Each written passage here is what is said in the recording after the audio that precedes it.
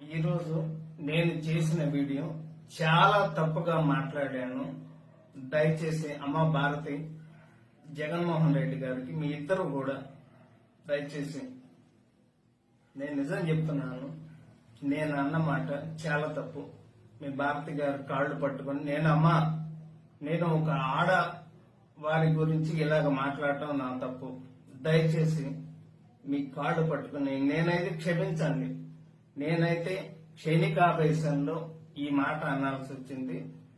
క్షమించి దయచేసి నేనైతే ఈ రోజు మాట్లాడిన మాటలకి ఒక ఆడవారిని ఇలాగ మాట్లాడిన తర్వాత నేనైతే మాత్రం దయచేసి క్షమించండి ప్లీజ్. నేనైతే ఇంకనైతే వీడియోలు చేయదలుచుకోలేదు. నేను చేసిన పొరపాటు జీవితంలో ఇంకా నేనైతే చేయదలుచుకోలేదు. అమ్మ క్షమించు భారతి గారు, దయచేసి.